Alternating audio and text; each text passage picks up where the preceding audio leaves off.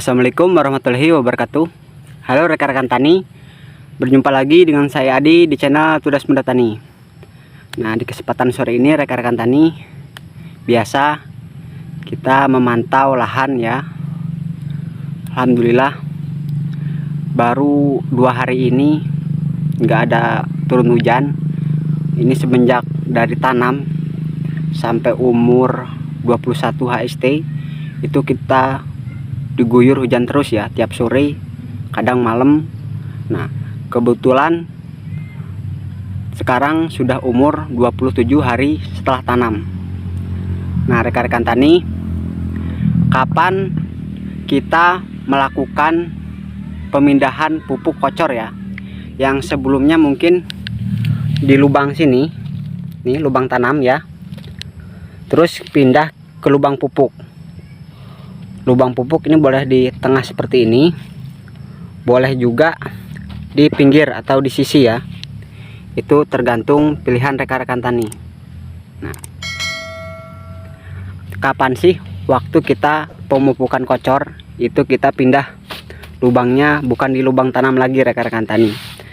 Nah, waktunya adalah kisaran 27 sampai 25 HST hari setelah tanam. Jadi kita melihatnya dari sini rekan-rekan tani. Saya contohkan ya. Kalau kita lupa tanaman kita umur berapa, jadi nah, coba kita lihat nih. Kalau tanaman kita sudah sampai di sini, sudah melewati ini, berarti kita sudah waktunya pindah kocornya ya.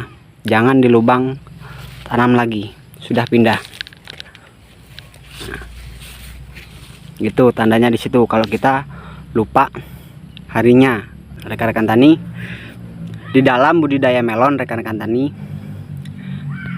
jadi rekan-rekan tani kalau pemula belajar ataupun di musim sebelumnya rekan-rekan tani pernah gagal dalam budidaya melon ya, rekan-rekan tani kalau belajar itu jangan setengah-setengah.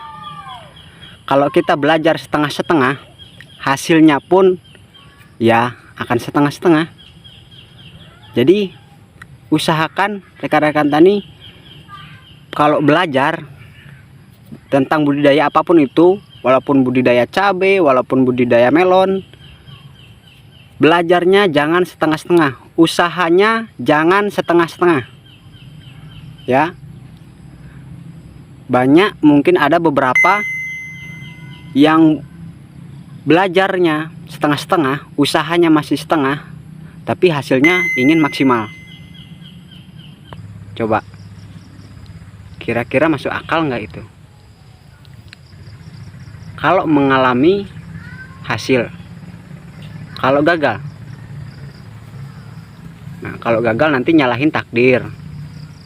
Kalau gagal nanti nyalahin bukan rezekinya. Padahal usaha kita masih setengah-setengah. Masuk akal enggak kira-kira?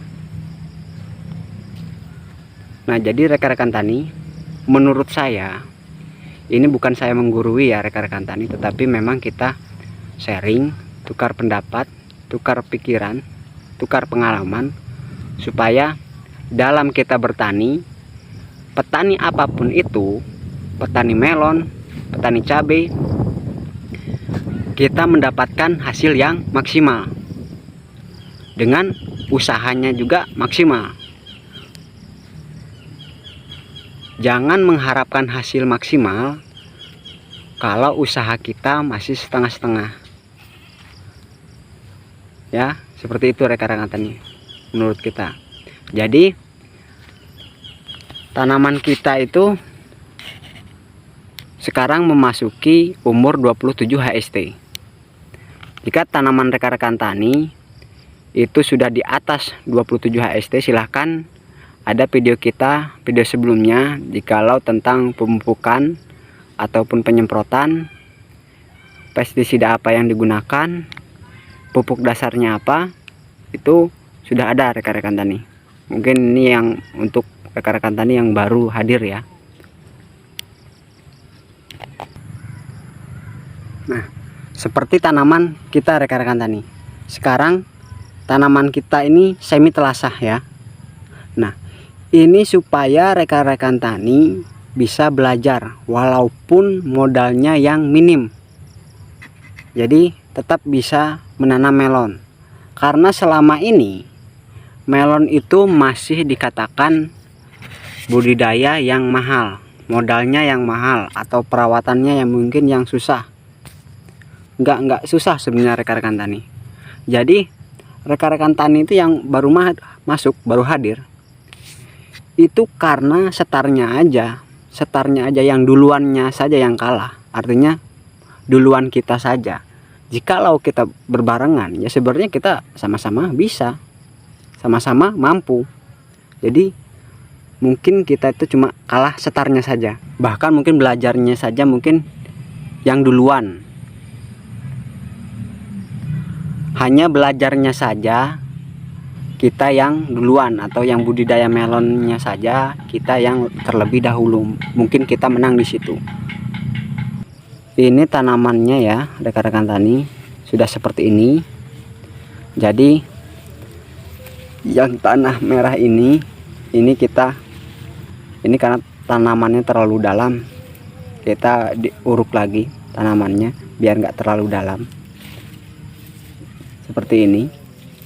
Nah, ini kita sudah melakukan pengocoran baru 3 kali ya. Sampai 27 hari HST ini kita sudah melakukan pemupukan 3 kali. Mungkin nanti untuk berikutnya kita beda lagi pupuknya. Pupuknya untuk masa bunga dan buah. Ya, beda lagi pupuknya. Nah, karena tanamannya pun sudah seperti ini dan umurnya pun sudah memasuki 27 hari setelah HST. Ini memang masih banyak rumput ya rekan-rekan tani.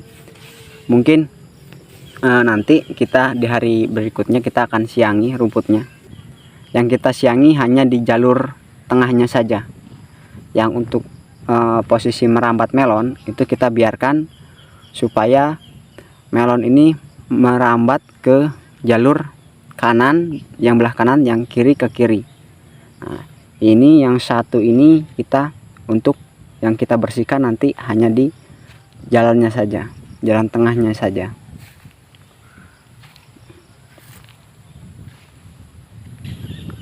Untuk pembahasan ini ya rekan-rekan tani, fungisida dosisnya yang lebih detail lagi dari awal tanam sampai panen, kita mungkin di video berikutnya ya, karena kita masih keteteran ini untuk rekan-rekan tani.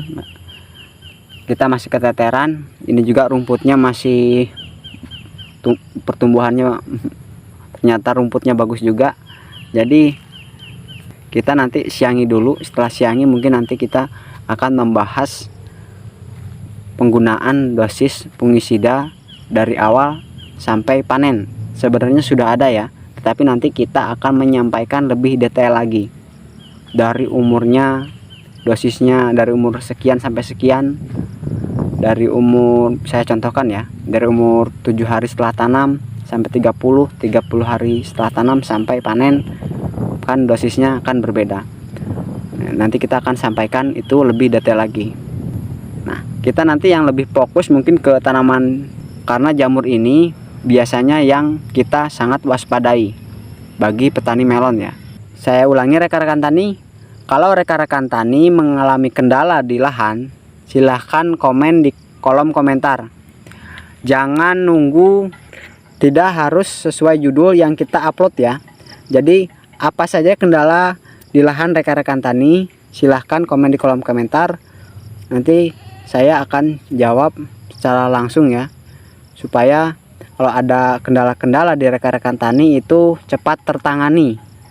Nah rekan-rekan tani, di kolom komentar ada yang menanyakan bagaimana kita kalau mengocor dengan pupuk Posca subsidi.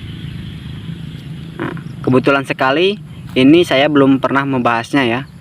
Jadi jangan menggunakan pupuk Posca subsidi untuk kocor rekan-rekan tani, karena akan mempengaruhi daya tahan tanaman terhadap jamur. Jadi kalau kita ngocor pakai Posca subsidi, maaf ini bukan menjelekkan Posca subsidi ya, tetapi memang kalau untuk tanaman melon nanti dia daya tahan terhadap jamur, dia nanti akan rentan sekali, rawan sekali terserang jamur kalau kita menggunakan Posca subsidi. Saya sarankan jangan menggunakan Posca subsidi ya untuk kocor. Nah, terus juga jangan menggunakan untuk pupuk dasar rekan-rekan tani, karena juga akan mempengaruhi. Artinya pupuk Posca subsidi itu jangan digunakan untuk tanaman melon, walaupun itu kocor, walaupun itu pupuk dasar, karena akan mempengaruhi daya tahan terhadap penyakit ataupun jamur. Nah, rekan-rekan tani nih, mungkin yang udah tanam berapa kali, coba diingat kembali pupuk dasarnya untuk sebelumnya itu menggunakan Posca subsidi atau tidak. Nah, daya tahannya seperti apa terhadap jamur. Jadi kalau untuk pupuk dasar, silahkan rekan-rekan tani menggunakan untuk yang murah saja ya, Vertipos ataupun Mutiara, Yaramila. Nah, untuk dosis itu silahkan sudah ada di video ya. Nah, jadi gunakan itu saja, jangan menambah-nambah lagi, jangan menggunakan pupuk-pupuk apa lagi, seperti apa misalnya saya contohkan ZA itu, jangan ya, sudah pakai itu saja ya, supaya daya tahan tanaman itu akan bagus. Berbeda ketahanannya kita kalau kita pupuk dengan pupuk tersebut. Nah, boleh rekan-rekan tani kalau yang nggak percaya silahkan uji coba ya, pakai saja. Tapi menurut saya jangan ya, jangan coba-coba malah, karena kita ini untuk bagaimana budidaya supaya hasilnya maksimal, bukan untuk praktek lagi, bukan untuk uji coba lagi. Sudah apa yang ada di video nah sebelumnya silahkan rekan-rekan tani terapkan ya. Itu yang ke satu. Yang kedua, jangan menggunakan KCL untuk pupuk dasar ya. KCL itu digunakan untuk masa bunga dan buah, baru kita masuk, bukan untuk pupuk dasar rekan-rekan tani. Kalau kita memasukkan KCL untuk pupuk dasar, itu akan mempengaruhi daya tahan tanaman terhadap penyakit ataupun jamur ya. Jadi KCL juga tidak boleh masuk untuk pupuk dasar. Saya ulangi itu, karena ada beberapa petani yang ketahanan tanamannya itu dia gampang terserang penyakit, kalaupun terserang itu susah disembuhkan, susah terkendali. Berarti kita lihat dulu pupuk dasarnya itu kemarin apa, menggunakan apa saja, curah hujan seperti apa. Jadi bukan hanya curah hujan yang tinggi penyebab tanaman itu daya tahannya itu menurun. Jadi banyak faktor ya, seperti salah satunya adalah pupuk dasar. Mungkin yang rekan-rekan tani yang pernah menonton 3 poin penting untuk budidaya melon ya, dan 3 poin penting sebelum tanam, 3 poin penting setelah tanam ya. Jadi sudah ada di video kita, silahkan yang belum menonton, ada di video sebelumnya. Mungkin sekian saja rekan-rekan tani. Apabila rekan-rekan tani ada pertanyaan, silahkan komen di kolom komentar. Apabila rekan-rekan tani ada yang mau kita diskusikan, silahkan hubungi nomor WA yang ada di deskripsi. Kita akhiri. Assalamualaikum warahmatullahi wabarakatuh.